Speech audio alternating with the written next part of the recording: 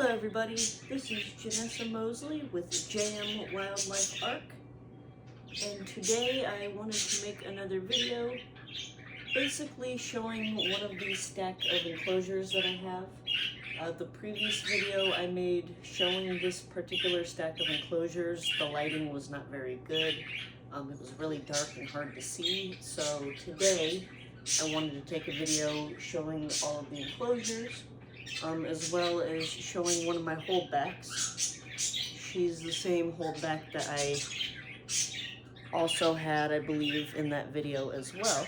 So I wanted to go ahead and just talk a little bit more about the enclosures, a little bit more about the boas, and a little bit more about myself as well.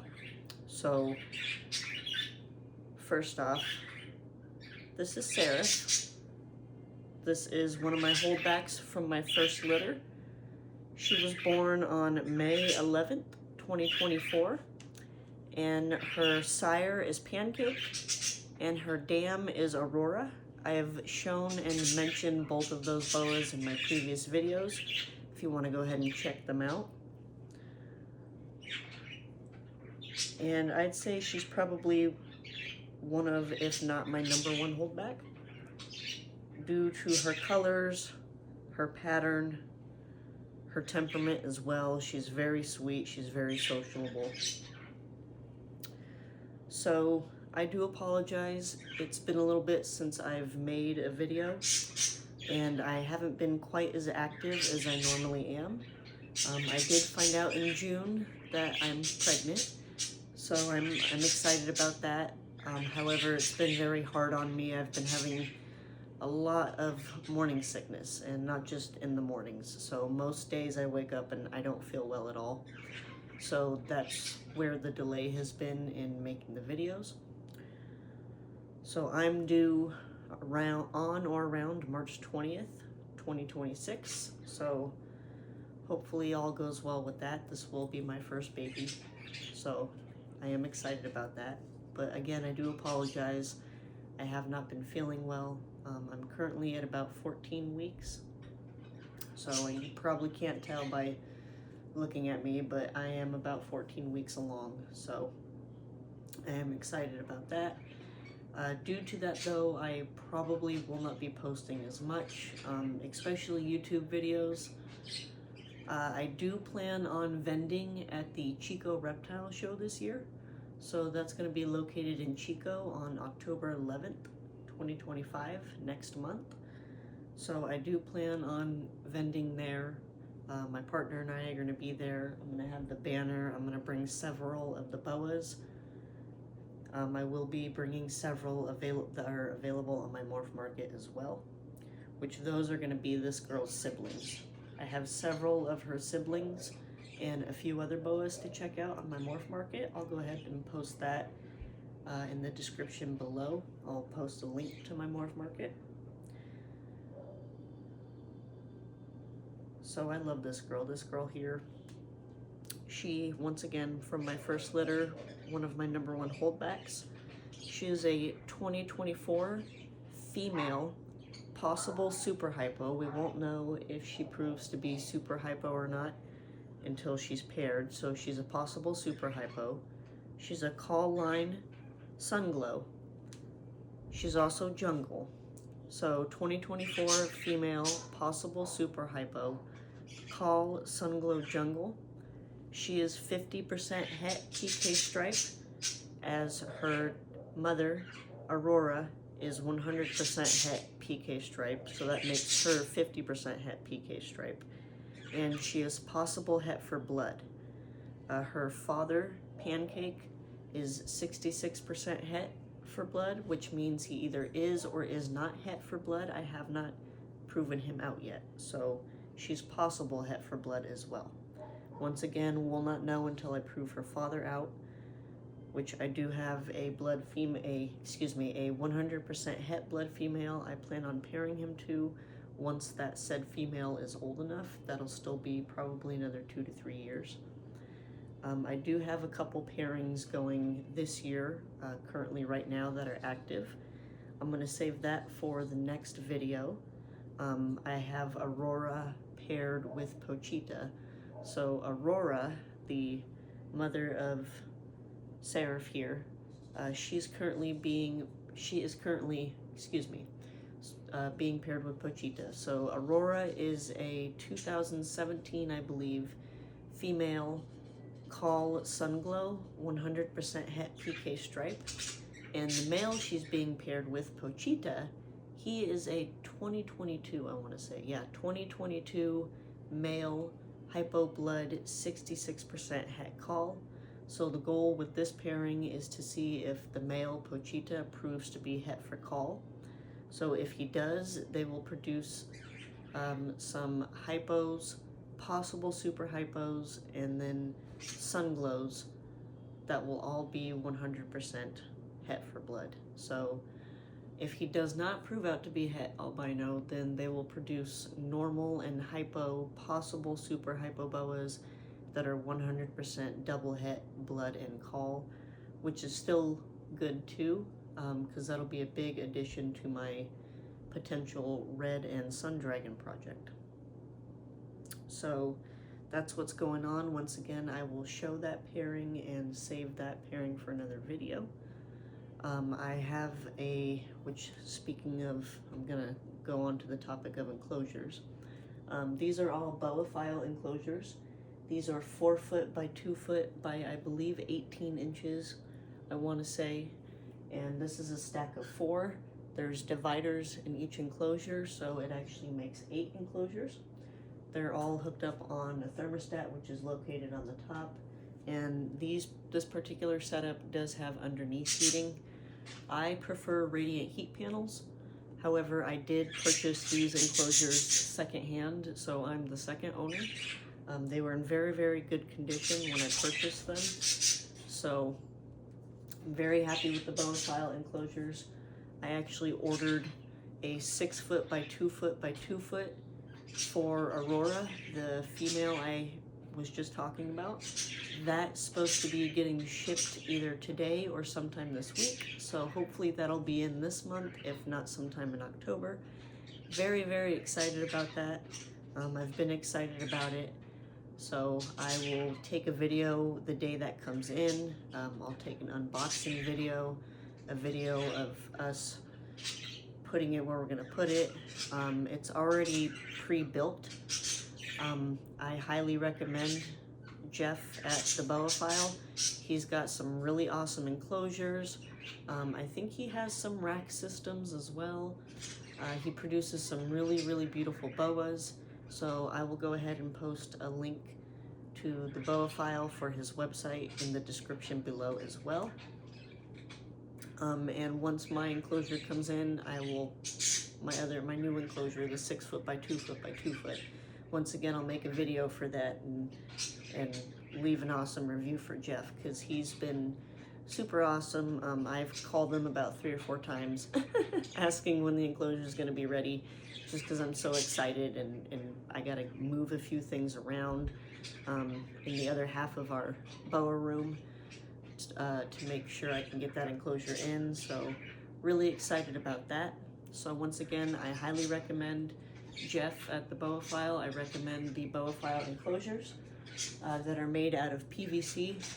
I personally really like PVC. I know I've talked about PVC enclosures and have mentioned PVC enclosures in my previous videos. So if you want to hear more about those, you can check out my previous videos as well. So I really like them. I think they're a wonderful design between the way they stack. They've got plenty of room. There are plenty of different size options. These ones have latches.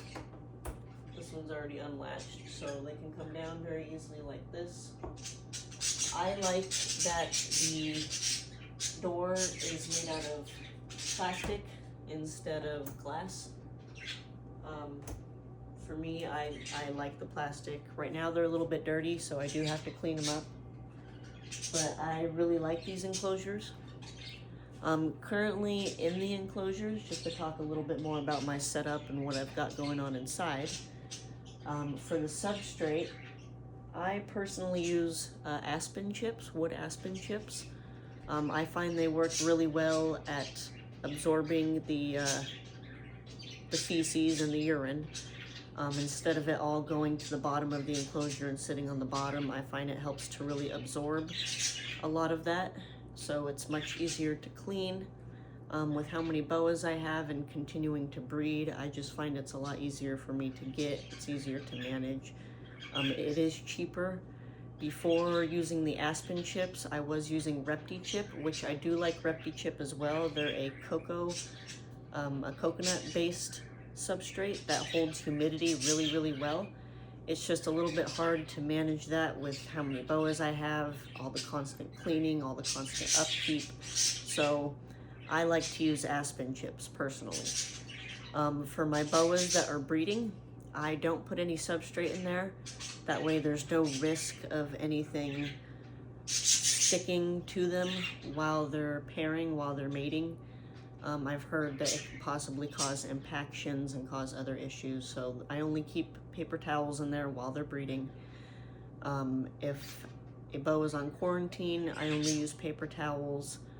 If I plan on moving a boa or selling a boa, a lot of the time I'll just have them on paper towels. Not always for selling, that kind of depends, but so I do use paper towels a lot as well. I try to use the Aspen chips as much as I can, that way it gives them some type of substrate versus just a plain paper towel. So I wanted to just talk a little bit more about that. I will make another video showing my other enclosures that are actually in front of me. I've got 2 separate stacks of another 4 stack and another 5 stack. I've also got 1, 2, 3, 4, 5 rack systems that are all PVC except for one. One is made out of melamine. So I'll be doing a video on those enclosures and those rack systems. I've done previous videos if you want to check those out. I just have a couple new upgrades, like Aurora's 6 foot by 2 foot by 2 foot enclosure coming in. I'm going to move a few things around. I've gotten a couple more rack systems. So once I have everything really put together, I'll go ahead and do an updated video on that. Really excited for that. I'll also do a video too when I'm at the Chico Reptile Show, just to give a look at my booth and the banner. I know the banner's a little bit hard to see in the background right now because of all the glare. I tried to put it up there just to kind of show it off a little bit and see what you can. I'm really excited about the banner. I've got the banner, stickers and business cards all made, so very excited for that. I am a hobbyist, what is the word I'm looking for? Ethical. I'm a hobbyist and ethical breeder for boa constrictors and Nicaraguan boas. So I do have a MorphMarket. I have several of my boas available on my MorphMarket, which once again, I will post a link in the description below to my MorphMarket. I also do local birthday parties and local events for the boas. Educational events where people can learn, where kids can learn more about the snakes in a safe environment where they're able to handle them and work with them. So Seraph here is a really good example of a very calm boa. She does very well out in social environments. She's been held by several children, and she's very young. She's about 1.5 years now, 1.5 years old. So it all depends on the individual boa, their temperament, their personality, how often they've been handled, how often they've been worked with. So I really enjoy doing that. So once again, super excited to go be a vendor again at the Chico Reptile Show. At some point, I would like to do more shows like the Roseville show, the Sacramento show, maybe one day the Anaheim show, the really big reptile show that they have. However, I'm not quite in a position to do that, especially being that I'm pregnant myself. So it'll probably be some time before that happens. However, that is a future goal of mine, is to expand more and do more events, more reptile shows and expos, to be a vendor at them throughout California. So for now, you can check out my Facebook, my Instagram, my YouTube, my MorphMarket if you want to see pictures and videos of the boas. If you have any questions, you're welcome to reach out to me anytime. I love to answer questions. Right now, once again, I'm not as active just because I haven't been feeling as well. However, that doesn't mean I'm not still there. I'm still more than happy to message people. I just might be a little bit slower. So you're always welcome to reach out. And yeah, just a little bit more about myself, what's going on with the boas, what's going on with the setups, what I've been up to, what I'm working on. So once again, really like the enclosures. Some other things I have in there, I didn't fully finish going down that list. Other than the aspen chips, I've got a couple small pieces of driftwood. I plan on getting some bigger pieces of driftwood. There's a couple other types of wood I would like to get to that I can't. Manzanita, there we go. Manzanita branches that I'd like to put in there. That way they're more, they hold up to humidity better. So I do plan on getting more branches to put in there. I've got some sphagnum moss. I find that the boas really like the sphagnum moss. So all of my boas have sphagnum moss in their enclosures. They really like it. For my adults, once the females are done pairing for the season, I will be putting a lot of sphagnum moss in their enclosure, especially if they're gravid. I find that the humidity really helps with gravid boas. You want to keep that humidity up high. You want to make sure the temperature is where you want it at. So the sphagnum moss will help a lot with that. Plus it'll be nice and soft and cushiony, and it'll give her, or give the females, wonderful places to have their babies when they're ready. So I've got that in there as well. I like to make sure all my enclosures have some type of hide box. I personally get mine from Reptile Basics. The brand is Vivarium Electronics. That's where I get all my hide boxes. That's where almost all my thermostats have come from. That's where I get my heat panels. So I will go ahead and post a link in the description below to them as well. Once again, the website is Reptile Basics, and the brand is going to be Vivarium Electronics. So I like to use certain brands for certain things, preferably higher quality brands if I can. That way I know it's good material, that way I know it lasts longer. So just wanted to talk a little bit more about what I have for my enclosures, what's going on inside of them. These ones in particular do have LED lights. The previous owner of the enclosures installed them himself, so not all of my enclosures have LED lights. I don't always find them to be necessary. This set just so happens to have them, so it does showcase the boas very well. It does give them some extra light, and all the LEDs are on the top. I've heard they're not very hard to install. I don't know how to install them myself, but I did want to let you know that's what's in there as well. So I usually try to add some fake plants, some foliage. At some point I would like to learn how to do bioactive enclosures, if that's something I'm able to do with the bigger boas and keep up on it.